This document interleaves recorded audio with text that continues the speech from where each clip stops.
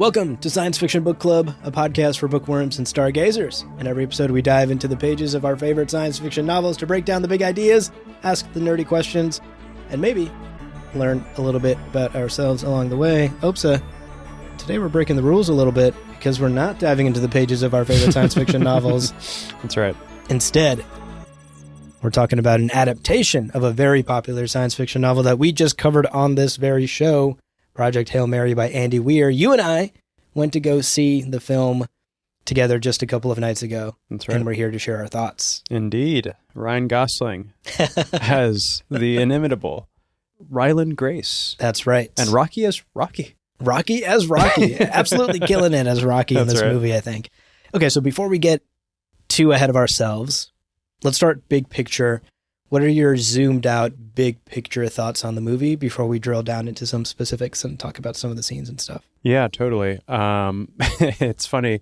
I was just peeking at the Discord to see what people kind of speculated our takes would be on this movie. Yeah. And I'm so happy to say, you guys were wrong. Y'all were wrong. We loved this movie. This movie was so good. Yeah, we both came out of this just raving about it, honestly, and had such a good time. It was the perfect movie to see in theaters. Totally packed room. This is actually, this was my second time seeing it, and both times, obviously, completely packed. Everybody was laughing, having a great time. And though it's not summer, it felt like the flick of summer. Like it felt so epic, honestly. Yeah, I feel exactly the same. I'm shocked that I loved it so much. Yeah.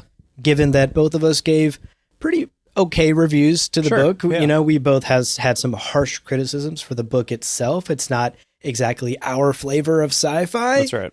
This movie, though, was just too much fun not to love. Totally. And it was just executed so confidently. Absolutely. And so well. Yeah. You and I were raving leaving the theater about how this is how an adaptation of a book should be. Totally.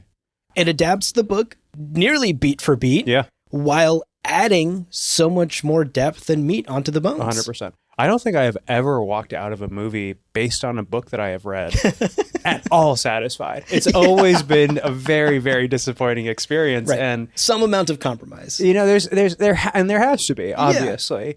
Yeah. This movie, there was really no compromise that I could really detect. I don't think so. They covered it all and then some. You know, yes. That's something we have to talk about. The added scenes. You know, yeah. I think one of the ones that I particularly enjoyed was the one with Carl just like at the Home Depot or something. Yeah. And just like those moments of levity between the two of them really added, I think, to the character of Ryland Grace, and also just added some more character to the cast of people that are part of the book. And and also in this case, not exactly part of the book. Carl is a totally new character. But extremely additive.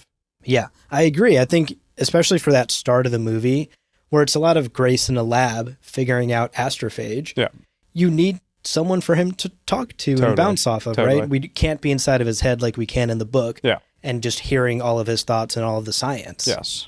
And so adding a character like Carl creates this new relationship in the movie that comes full circle at the end during the betrayal scene, right? Yes, because exactly. it's Carl at the end who says the final words to Grace before the drugs course through his body and he passes out, you know?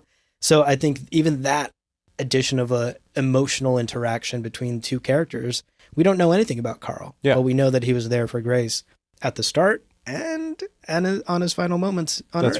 That's right. And I think that just makes it so much more impactful. Yeah. I mean, a very well told story, obviously in the book as well, but seeing it kind of come to life, you know, even for me, the opening scenes, like seeing Ryland coming out of this coma and like fighting the machine to kind of, you know, regain some semblance of physical control over his self. And there was just a lot about the movie that I felt like they absolutely nailed. I mean, the set design, the sound design, I thought was really spectacular.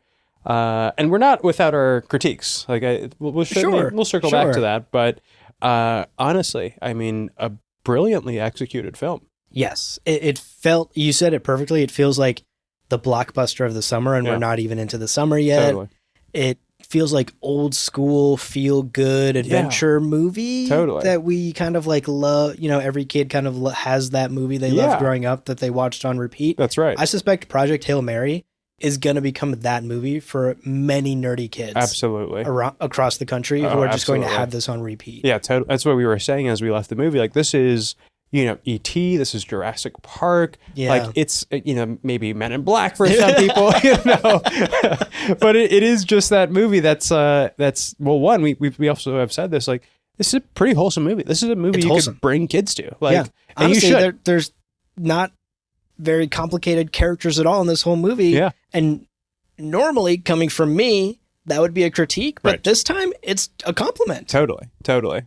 I mean, not to say that they aren't without depth. Like, you get to see they have depth, the certainly. full arc of a lot of these characters, but it's still approachable and enjoyable, and it doesn't delve too deep into the darkness of it all.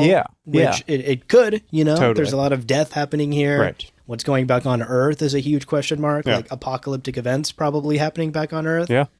And the book does this as well, kind of glosses over those things. Right. But the movie maintains sort of this vibe of love and friendship and human perseverance will win out the day. Totally. It was interesting. Like, there were several moments where it did feel like things were maybe crescendoing to a new height, and that might be a critique of ours. It felt like that might have happened too many times, where your heartstrings were really being pulled. Yes, oh my goodness. And then you hit a moment of, you know, oh my God, like, we have peaked. We've truly peaked. And then maybe 15 minutes later, or 30 minutes later, perhaps, it would happen again. And it didn't bother me. And honestly, like, I still enjoyed it. I was there for the ride. It was just a thought in the back of my mind that... No, I felt that too. I think we both felt a similar roller coaster-ish vibe with the emotions of this movie, where there would be sort of like a dip, you know, something scary would happen, and then like a huge rise in emotion, something emotional and impactful and impossible and incredible would happen. Yes. And that's always a good feeling. You want your stories to make you feel those things. Yeah. And then it would happen again. The same roller coaster would go back down and then back up again. Right. And it's okay. You know, obviously there's many moments throughout the story where those things can happen, but every moment is sort of played at like peak crescendo. Right. For example, one moment we loved. Yeah. We both loved the Astrophage collection scene outside of Adrian, right? It's this green planet. Ryan Gosling is in the EVA suit on the outside of the ship. Rocky and Ryland are bantering. Right. And then they turn on the spectrogram view or whatever, and it all turns red. Yes. And we just have this gorgeous shot of the ship in the Petrova line as they're collecting. Like, absolutely beautiful. Yes. The music like crescendos to a peak. It gets so loud. It's so epic. It's so beautiful. And you're like, oh, the heightened emotions of it all. You're almost on the verge of tears. You're on the verge of tears. That we have to give props, I think, to the cinematography. Yeah. An absolutely gorgeous film. Greg Fraser was the cinematographer of this movie. Fun fact. He also did Dune Part 1, Dune Part 2. Oh, I mean, that so explains it. I mean, Greg Fraser, one of the best ones out there doing it right now, for sure. So that's one example of like a crescendo in the film where you're like, oh my gosh, an emotional high. I love it. That felt so good. And then it happens again when Rocky offers up his astrophage to Ryland. Right. And they hug. Yes. And you're like, oh, that was so sweet. Another crescendo. Totally. And then it happens again when they, there's all of these moments where it does that like roller coaster ride of emotion happens over and over. And it's not necessarily a bad thing. It's hard to even call this a critique, I think. Exactly. But it did nag me a little where I was like, oh my God, I'm kind of exhausted by the crescendos of emotion hitting me back to back. Yeah.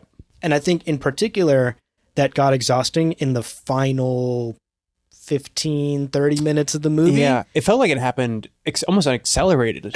Yes, it's clear the final 30 minutes of the movie is very crunched. Right. I'm sure they cut a lot of things. They turned a lot of things into... Oh, did they? Oh, did they? That's right. So, folks, if you don't know, I sent an article to you last night. It was Variety reported that Lord and Miller, the co-directors of this movie, had an original cut of this film that they shared around with some director friends to get feedback. that was 3 hours and 45 minutes long. Oh my, could you possibly imagine that? Honestly, I simply could not. I don't have the endurance for that. We're getting into like Bollywood, epic Bollywood movie territory. Totally. And folks, like Bollywood movies have like intermissions. You got to stop and take a potty break. Oh my goodness, I couldn't imagine. And so it's very clear that there was way more movie on the cutting room floor that they trimmed down into the final like 2.5-ish hour length. Right. And you really feel that in the last, I'd say 30 minutes where the pace like really ramps up, and going back to the emotional part of it, the emotional crescendos just start hitting back to back to back to back.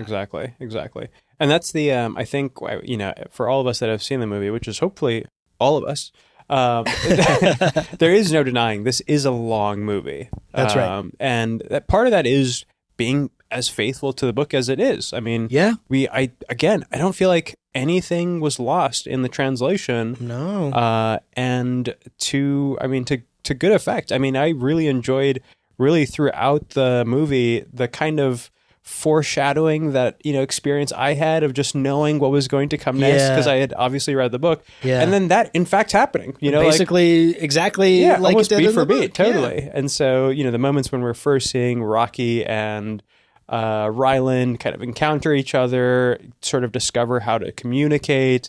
The scene when Ryland is helping Rocky settle on a voice. I mean, just so good. So good. Yeah. And Rocky moving in like a new roommate. Yeah. And the roommate gag that they keep playing. That's right. With. That's right. So good. Yeah. Like, I mean, the cute. comedy of this movie, I think, honestly worked. And it worked. Yeah. It was funny because that tends to be a thing that maybe doesn't resonate as much with you. Like, certainly not. You know, and I'm so picky when it comes to comedy. Totally. You know, I find myself being very critical of most comedy. Yeah.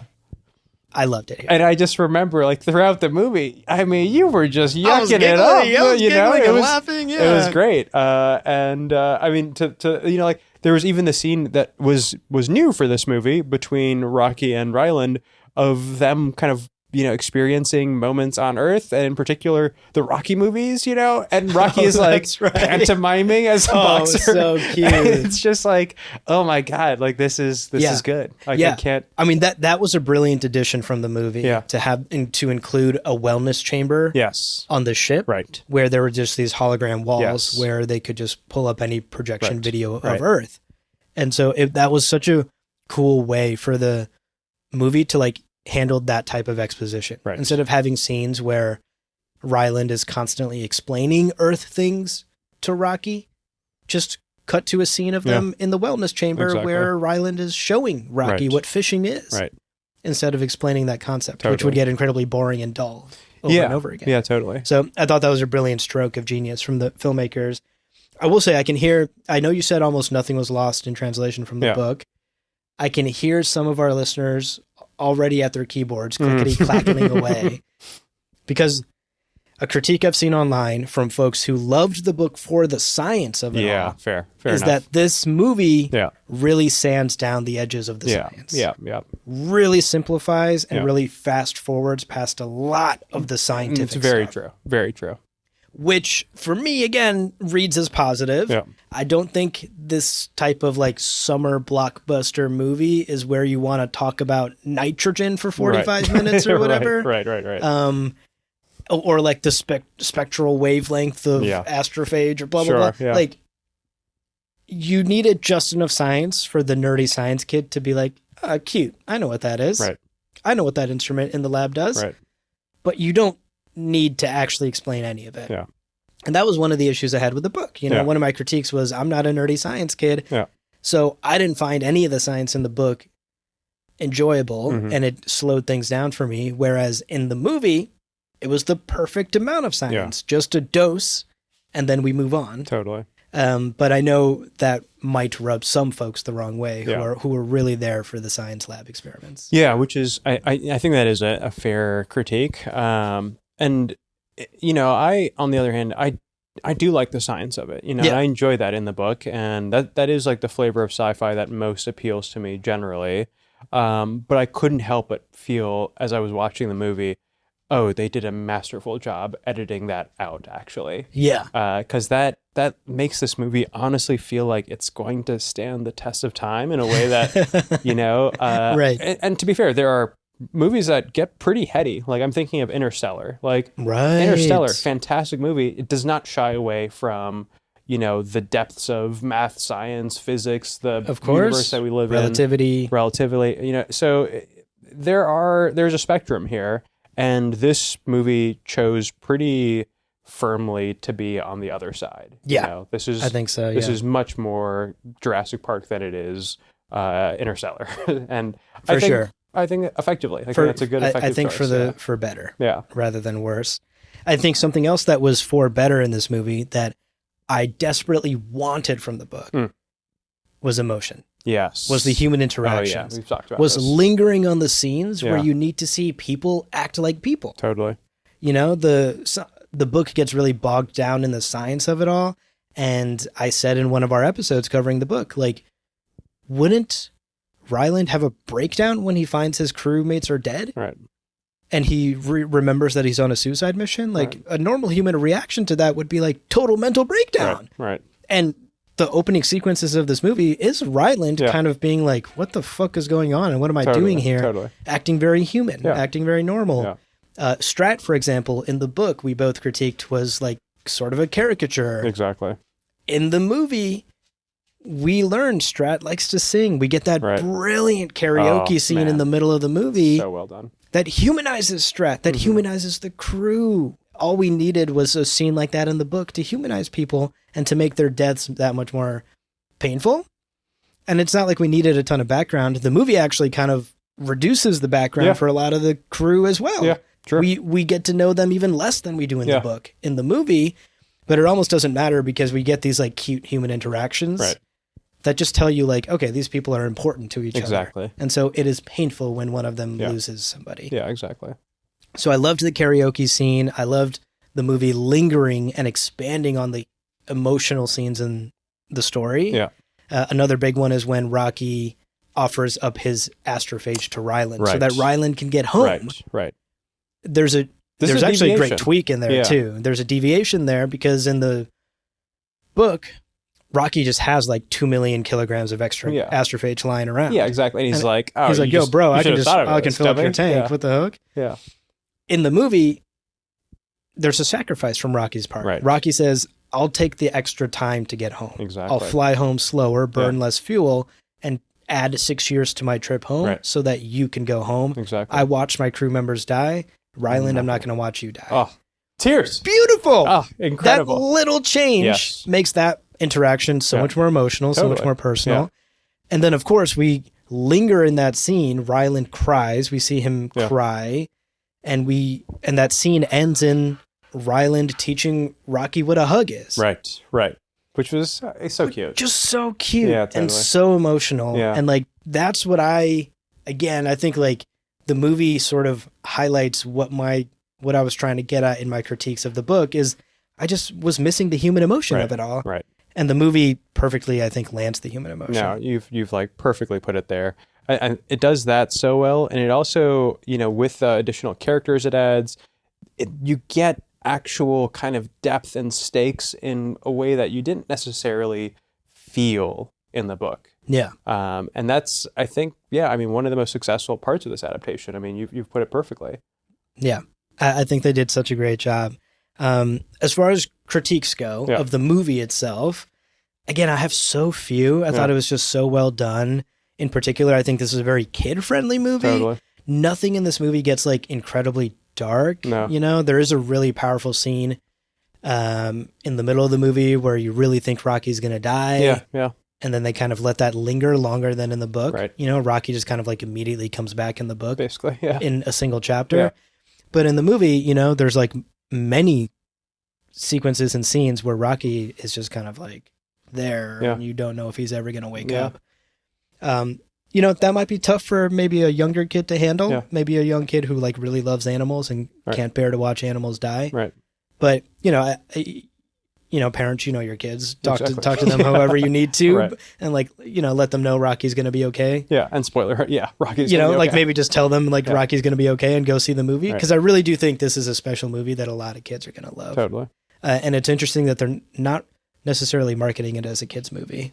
No. Though that said, I mean, we talked about the fact that they kind of, they somewhat spoiled the fact that there is a Rocky, Yeah. And so the plushies, are prepared. The production is already begun. Rocky merch is going to be out there. So I think and that was a smart choice. I mean, they have not necessarily totally marketed this as a kids movie, which it's not, it's kid friendly. But it's smart. They have, the theater wasn't just grizzly sci-fi fans who are niche, and there were so many families there when totally. we went. Yeah. Okay. Back to my critiques. I have 2 critiques, one of which I think is not even a real critique. Yeah. So I'll start with this one. I mentioned to you as we were leaving the theater, I was like, there were some moments in the movie where I wanted to maybe lean in to the darkness a little bit more. I remember you saying this. Like when Ryland says, I was just kidding about being at peace with death. Right. I wanted a little bit extra there of him being like, I'm terrified of dying, man. Right. I'm alone out here. Yeah. To kind of get a little bit darker there and maybe for Rocky to reassure him more. But, even in just talking to you about it and especially in thinking about it, I think that would have made the movie worse. That would have made the movie more for Abu. Right. But it would not have made the movie better. No. So, I don't think that's even a fair critique coming from me. Like, maybe I would have wanted things to be a bit darker, but those are just kind of the stories that resonate with me more. I love a dystopia. I love when we get dark and emotional in our stories. Yeah. And this movie just never set out to be that. Right. And even the book never really set out to be that, to delve into the darkest depths of human, the human psyche and whatever. Even the scenes at the kind of very end of the movie when you get to see Strat and it's not like we are seeing a totally dystopian future or world. Right. We don't cut to Children of Men suddenly. Exactly. Strat's in the middle of Children of Men. Right. Like, fight for survival. No, none of that. And so they have made very kind of clear choices in their kind of characterization of this film that veer away from over kind of like lingering on what is otherwise a really scary possibility. Very scary situation. The temperature on the planet dropping by 10 degrees is no joke. That's absolutely. It's a nightmare scenario. So some of that stuff is glossed over, but again, that's not the type of story that this movie or this book are trying to tell. Right. So that, again, it would have made the movie more for Abu. It would not have made the movie a better movie or for more audiences. Yeah. The other critique that I had, and I think this one maybe we both felt a little, I think Lord and Miller did an admirable job getting the cut down from 3 hours and 45 minutes to 2 hours and 30 minutes. Right. I think we could have gotten it down to like 2 hours and 10 minutes. Yeah, potentially. 2 hours and 5 minutes. Yeah. I think there's easily maybe 15 minutes of fluff in this movie that could have been trimmed down a little bit more in order for that last 30 minutes to maybe not feel rushed. Right. If we maybe sped up the first half of the movie a little bit more so that we get to Rocky faster. Yeah. There was a moment, in the movie where I was like, where's Rocky? We're taking a while to get to the rock that you promised me. Right. That you promoted so much. Yeah. So, I think there's some small haircuts, and I'm talking tiny mini, cut it this bit of lingering from this scene here, cut this extra line of dialogue, single line of dialogue here. Just small trims that I think could have shaved 15 to 20 minutes off this movie to really tighten it up. Totally. And that's my only other critique. Yeah, I think, we share that one as well. I mean, I've now seen 5 hours worth of Project Hail Mary. And, I'm happy I have, and I probably honestly will see this movie again. Yeah. Inside of this decade, which is not bad for me. That's pretty good. Not bad. That's not bad.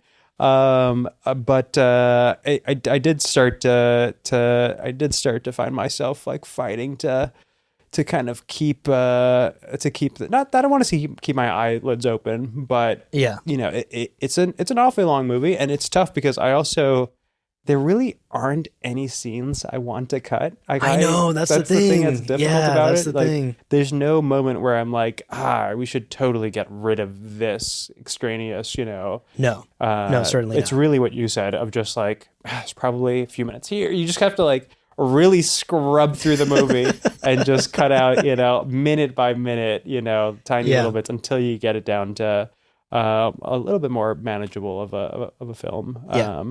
But again, not a huge critique. And the things that they added that, potentially, added to the length of the movie as well, such as the chance that the moment that Ryland Grace actually got to see Rocky's ship, which was not present. That's true. Okay, wait, what did you think about this? So it was interesting. I don't know that the ship was like so spectacular. No. That was like necessary. I agree. I agree. Honestly, my take on it is that this was maybe a gimme to like Andy Weir, and maybe, interesting. Maybe he was asked if there was anything that he would have liked to have seen in the movie that maybe he wasn't able to kind of capture in the book. Yeah. Because that's obviously, Ryland never gets a chance to step onto Rocky's ship. No. And so this to me kind of feels like a, like throw him a bone sort of situation. Interesting. But that's pure speculation. I have nothing to substantiate that with. Sure. No, I think that's interesting. I mean, I agree with you. It doesn't seem to add much to the movie. Right. It's even played as like montage. Right. We don't even linger in the ship that long. Yeah, true. That's a scene, for example, where I would argue there are trims to be made. Yeah, fair enough. If there's anything else I would trim, and again, there isn't really much. It does seem like we sat with Ryland for an awfully long time at the beginning of the movie. Yeah. Which does help you kind of understand his mindset and kind of the difficulty he's going through. True. But if we're looking, this is really us kind of like nitpicking here. Totally. Because we basically don't have any other great criticisms. Yeah, we're really grasping at straws for critiques here, It really was. We're both like, oh, would you cut this? No, absolutely. Right, not, absolutely. right. Maybe 30 seconds less. It's like, yeah. What are we talking about? What are we talking about? 30 minutes? Right. 30 seconds So we're going to end up cutting like a grand total of 54 seconds. Yeah, exactly. Yeah, totally. Okay, so to wrap up our discussion, obviously we've been, ranting and raving about this movie and how much we love it. Shall we give it a final rating? At least a final rating for today. Okay, yeah, let's do it. What would you rate this movie out of 5? And would you recommend it to folks? Maybe to make that question more interesting, what's your rating of the movie? And then also, would you recommend this movie to folks without having read the book? Do you think reading the book is mandatory? Yeah, no, good question. So it should come as no surprise that definitely recommend the movie. As far as its kind of relationship to the book, it's interesting. It's funny because I went to see it the first time with my brother, who I had recommended the book to a few years ago. And it was interesting kind of talking to him after watching the movie and hearing him kind of gush about the book as well. And it reminded me that I did like the book a lot, actually, the first time I read it. It was like one of the first, kind of works of fiction I'd read in a while. And it felt like, there's so much great science in this, and I really love this, and my second time through, I definitely had some more critiques. But if I had to kind of like settle on my take there, I think I would still say watch the movie. Don't necessarily need to read the book. Yeah.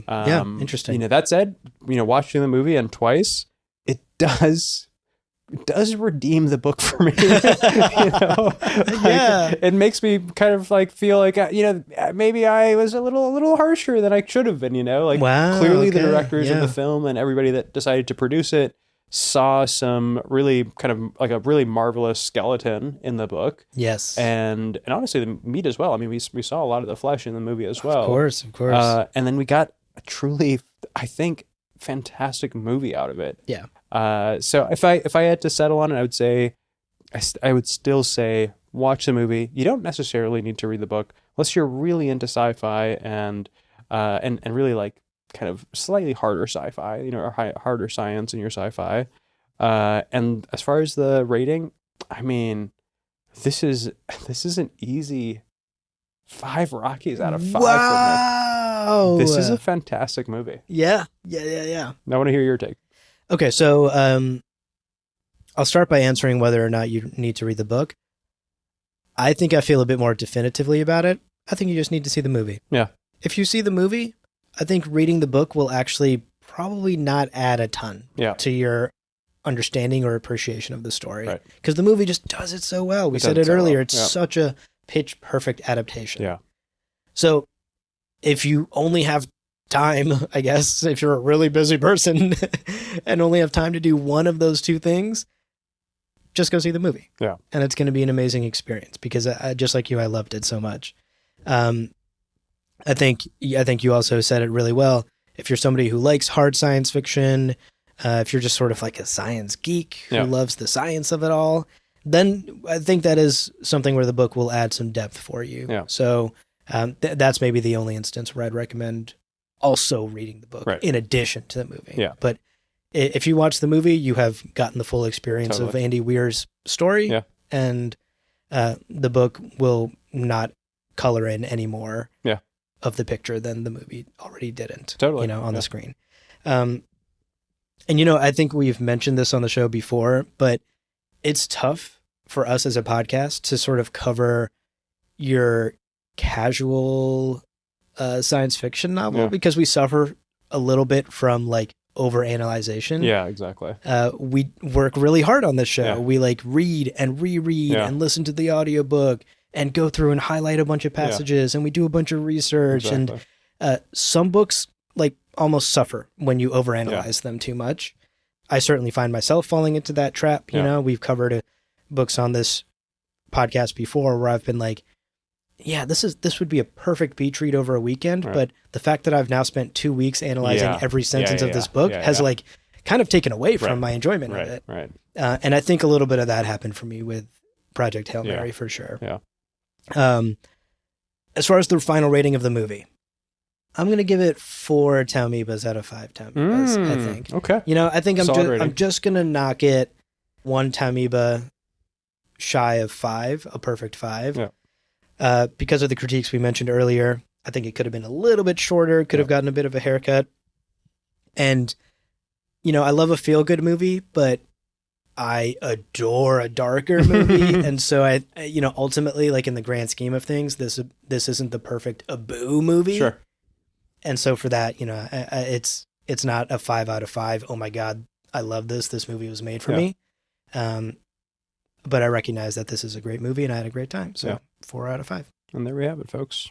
There it is, folks. Our thoughts on Project Hail Mary. Now, this actually marks the end of our journey with Ryland, Grace, and Rocky. We are wrapped up with Project Hail Mary and moving on to our next book. That's right. You and I are actually quite a ways away into the book already. We've been chipping away at it. Folks, we are going to be reading The Left Hand of Darkness. That's right. By Ursula K. Le Guin. No spoilers, but I'm fucking loving it. I'm like halfway through it already, and I cannot wait to get into this book. Yeah. It is a legendary book. Absolutely. And a cornerstone of the sci-fi genre for a reason. Indeed. Ursula K. Le Guin is a legendary sci-fi author for a reason, and it definitely shows. So that'll be the next book that we're covering. We hope you all will join us for that read-along.